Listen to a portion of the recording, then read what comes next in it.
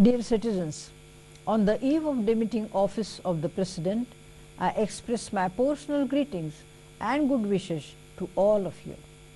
During the last 5 years, I had the opportunity to interact with a number of citizens from different fields and walks of life.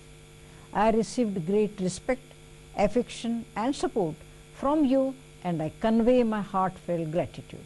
When I assumed office, it was the 150th year of our first war of independence and the 60th anniversary of our independence. 3 years later, we crossed another milestone, the 60th anniversary of India becoming a republic.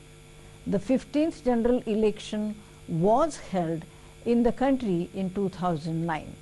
On these momentous occasions, it was but natural that the strength of freedom and the power of democracy found resonance in the minds of the people. Elections in our country have invariably impressed all observers for their free and fair nature and for the enormous mobilization undertaken for their conduct. Elections are now bringing in governments that are mostly coalitions and legislatures composed of many parties. There are regional aspirations as well. Expectations are rising and the people are seeking quicker responses to their problems. It is in these settings that promises are to be made, duties to be performed and results to be delivered. Even as we seek progress, we must not forget that nation building is a collective endeavor and each one has a role to play and contribute according to his or her might. Each one will have to work hard, maintain harmony and be disciplined for the growth of the nation and the well-being of the society. It is a matter of deep distress that even today social evils that stagnate the growth of our country in so many ways continue to exist. Dowry and child marriage, the practice of female feticide and female infanticide, which are causing a lopsided gender ratio. Instances of violence against women are very disturbing. These are totally unacceptable and must be opposed by one and all. Improved farming and development of rural areas, I believe, is of great importance to national growth. We are, however, living in times when towns and cities are coming up at a faster rate than before. These should be developed as living habitats where the environment is clean and amenities as well as livelihood opportunities are made available. Sustainable urban habitat is a very important concept for India. It essentially encompasses environment sustainability and inclusiveness. Residents should organize themselves and fully participate in various activities to make their cities sustainable. As a small measure to make this concept a reality, I launched the Roshni project for Rashtrapati Bhavan with an environment management committee through the participation of residents, coupled with a livelihood program by organizing self-help groups of women and a creche for children. Dear citizens, I believe that the potential of women has not yet been fully realized. Therefore, their issues received my constant attention during my presidency. Women have talent and intelligence, but due to social constraint and prejudices, it is still a long distance away from the goal of gender equality. I observe that though government has many programs and schemes for women, at the implementation level, there was a lack of push, convergence and coordination. I hope the efforts of the National Mission for Empowerment of Women set up 2 years ago with the aim of achieving gender equality and justice as well as holistic development of women through coordination among stakeholders will bear fruit. I also feel that women contribute to building a more decent and compassionate society, as the feeling of caring and nurturing is inherent in their nature. For a nation, its value system is its anchor.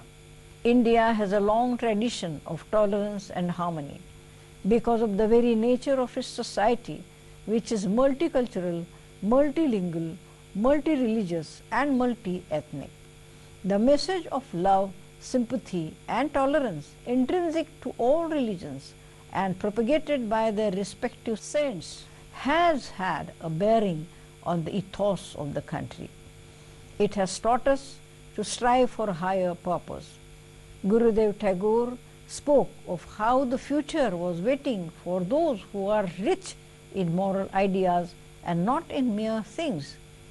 I hope that in line with these words of Gurudev, India will continue to strive to be a country that upholds civilizational values and the high ideals of our founding fathers, even as we prosper and grow. It is this that will define India as a unique country on the world platform. India is also an example of how economic growth can be achieved within a democratic framework. I believe economic growth should translate into the happiness and progress of all. Along with it, there should be development of art and culture, literature and education, science and technology. We have to see how to harness the many resources of India for achieving common good and for inclusive growth. Gandhiji had taught us that worthy ends could only be achieved through worthy means. India will be what we are and our actions will shape the future. To build a nation, people must make sacrifices. Here I would like to appreciate the important role of our armed forces in guarding our borders and of our security forces in maintaining law and order in the country. With terrorism and extremism in our region, we cannot lay down our guard. We must also remember that the work of nation building is endless. Generations come and generations go, but the life of the nation goes on. Every generation during its time must make a qualitative difference. Swami Vivekananda said, and I quote, "Our ancestors did great things in the past, but we have to grow into a fuller life and march beyond even their great achievements," unquote. So let us all unitedly resolve to take our nation to higher heights. Dear citizens, on this journey, never forget that you belong to a great nation, rich in history and culture, the home of sages and heroes, the cradle of one of the most ancient continuous civilizations that has the promise and the potential of being one of the most prosperous countries of the world. In a pluralistic society, the utmost strength lies in unity. It is only when we are united that every challenge will become surmountable. Do not let any divisive agenda take root or sway you.